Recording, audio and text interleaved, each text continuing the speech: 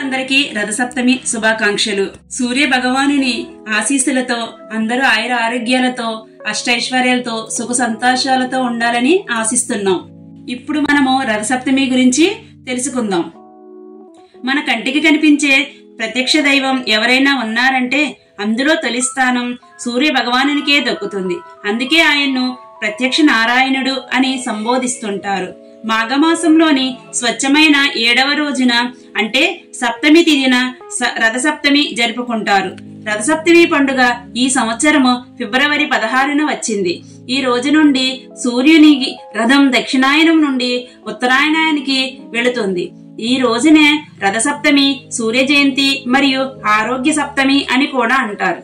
ఈ రోజున చేసే స్నానం, పూజ, దానం అత్యంత పుణ్య ఫలాన్ని ఇస్తుంది అని ప్రజల విశ్వాసం. సప్తమి లేదా సూర్య జయంతి రోజున చేసే పూజా విధానం గురించి మనం ఇప్పుడు తెలుసుకుందాం.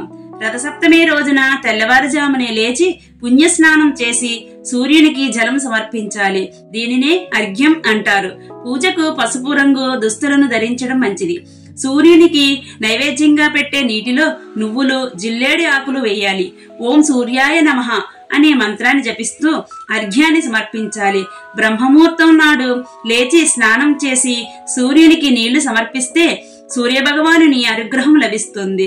రథసప్తమి ముందు రోజు రాత్రి ఉపవాసం ఉండి ఉదయం సూర్యోదయానికి ముందుగానే స్నానం చెయ్యాలి. పురుషులు 7 జిల్లేడు ఆకులు, మహిళలు 7 చిక్కుడు ఆకులు తల భుజాలపై ఉంచుకుని ఈ విధంగా మంత్రాన్ని జపిస్తూ స్నానం ఆచరించాలి. జననీత్వం హి లోకానాం సప్తమీ సప్త శక్తికే సప్త వ్యాహృతికే దేవి నమస్తే సూర్యమాతృకే సప్తాస్యముల గల ఓ సప్తమి, నీవు సకల లోకాలకు భూతాలకు జననివి, సూర్యుడికి తల్లివై నీకు వందనాలు అని ఈ మంత్రం యొక్క అర్థం. సప్తమి రోజున ఈ విధంగా స్నానం ఆచరిస్తూ అదే సమయంలో ఈ మంత్రాన్ని జపిస్తూ తలస్నానం చేయడం వల్ల మీకు 7 జన్మల నుండి వస్తున్న పాపాలన్నీ తొలగిపోతాయని పండితులు చెబుతున్నారు. సూర్యదేవుని చిత్రపటానికి ఎర్రని కుంకుమ, గంధంతో పూజలు చేయాలి. అలాగే రథసప్తమి నాడు ఆవినేతితో దీపారాధన చేయడం శ్రేయస్కరం. రథసప్తమి రోజును సూర్యకిరణాలు పడే చోట తూర్పు దిక్కున తులసి కోట పక్కగా ఆవు పేడతో అలికి దానిపై పిండితో పద్మం వేసి పొయ్యి పెట్టి పిడకలు అంటించి పాలు పొంగించి ఆ పాలలో కొత్త బియ్యం, బెల్లం, నెయ్యి, యాలకులు వేసి పరమాన్నం తయారు చేయాలి. తులసి కోట ఎదురుగా చిక్కుడుకాయలతో రథం చేసి చిక్కుడాకులపై పరమాన్నం ఉంచి దేవునికి నైవేద్యంగా సమర్పించాలి.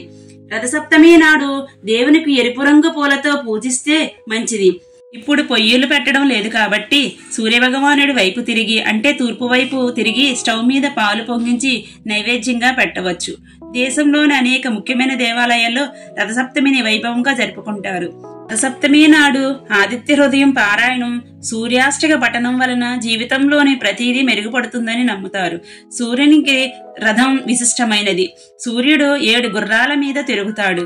సూర్యుని రథంలోని 7 గుర్రాలు 12 చక్రాలు, 7 వారాలు మరియు 12 రాశులను సూచిస్తాయని జ్యోతిష్ శాస్త్రంలో చెప్పబడింది.